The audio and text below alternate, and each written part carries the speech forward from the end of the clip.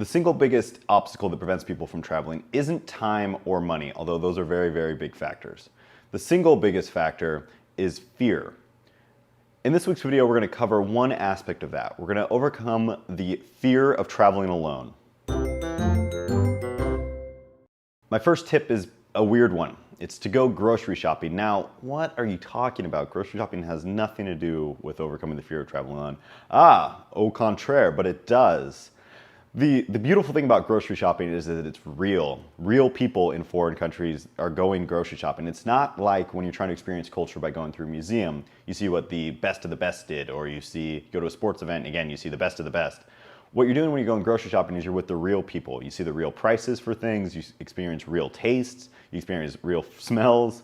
You get to experience what the culture is like on a day-to-day level from your average person. In doing this, and when you're experiencing this, your shields will be down, and I've noticed more importantly, the shields of everyone else around you will be down. People are more likely to strike up conversation with you. People are more likely to give you useful tips that are not so touristy. People are just more likely to be friendly when you're at something like a grocery store because you're not somewhere where they have their shields up. So for that reason alone, I highly recommend going and experiencing grocery shopping in a foreign country. The next part of this is more practical. If you do your grocery shopping, you don't have to go to restaurants. Now, this saves you on money, which is a big thing, but it also saves you on kind of that awkward feeling of eating alone when you're at a restaurant in a foreign country. Now, I've done this lots of times, and trust me, eventually you get over it. But especially for women, it can be very, very uncomfortable at first because, trust me, the waiter will come up to you and be like, "Oh, is it just you?" And you're like, "Haha, yes, party of one." And then they don't laugh, and then you feel like a dork. And then it just keeps going on. They're like, "Well, why don't you have friends?" And you're like, "Well, I don't actually know anyone here." And it can get extremely uncomfortable. So you get to avoid all that by going grocery shopping. The last one is that it increases your chance of meeting people. So I've met a whole lot of people at grocery stores. It seems very odd, but it is true. And they'll see you experiencing, say, a brand new fruit from a new country for the very first time.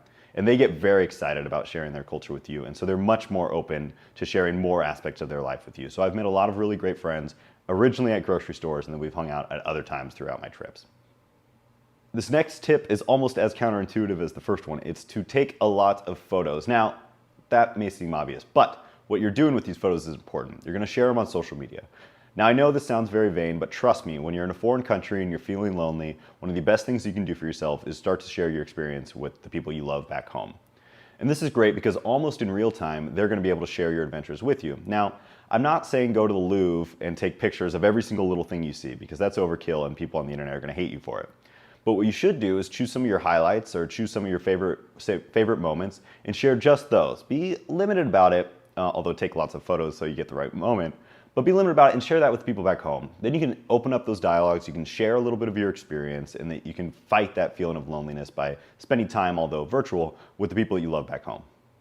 The last part of this is probably the most intuitive part, is that it keeps a visual log. So I take lots and lots of photos, usually about 1,000 photos, these are all digital, per trip. Now that's a lot. And I only share probably 10 of those. Those are my only ones that turn out well.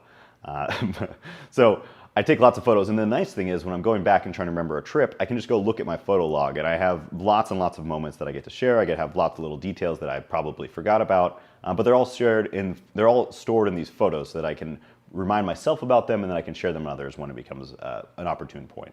My next tip's a little bit of a funny one. It's to always book twin beds. Now, wait a minute, what are you doing here? You only have one person. This is a video about traveling alone. Why need two beds? Well, it's for convenience. So one bed is for sleeping on. Whoa!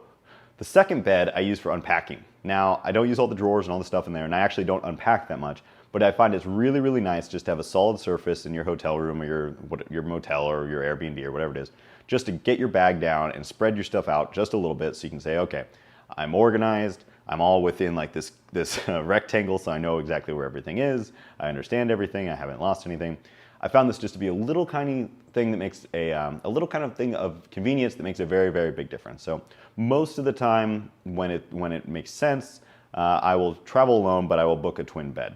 And again, it's so that I can lay out all of my luggage and then I can keep everything organized and just feel good about, hey, everything I have in this little rectangle is under control and I'm feeling good about it. This tip is by far the hardest of the group. It's to go out and push yourself to meet new people. Now, this is probably going to happen just by virtue of you being alone for a significant amount of time. You're going to feel compelled to go out and meet people. It's part of human nature.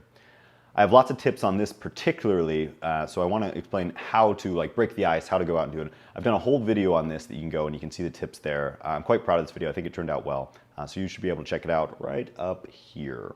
This will give you specific tips for meeting new people when you're traveling abroad.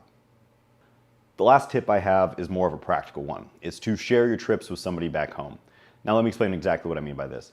I use a service called TripIt, which I love. They're not paying me to say this or anything. I just use it all the time and find it to be really, really useful.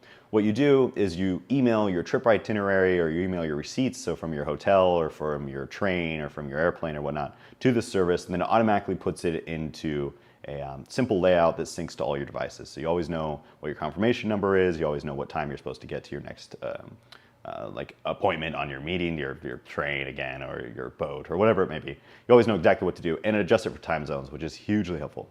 The other benefit of this is you can share that itinerary with people back home. Now, the point of this is not to make others jealous. That would be mean. Don't be a jerk.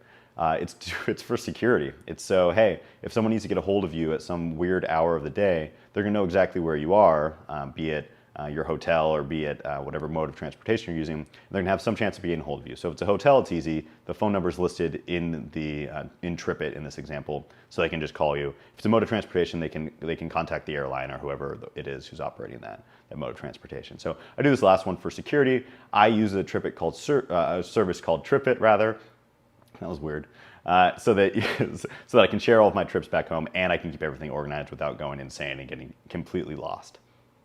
So those are all the tips I have for overcoming the fear of traveling alone, but I'm sure there are many, many more tips, and I'm sure you watching them are thinking of them right now. If you are, please share them in the comments below. It'll help me when I'm trying to overcome loneliness. It's something that's an ongoing situation. It's something that you never fully master, you just get better at. If that's not really your forte, is that French? We're gonna go with that's French. If that's not really your thing, consider subscribing to this channel so you can hear me butcher more languages and you can learn more tips about traveling.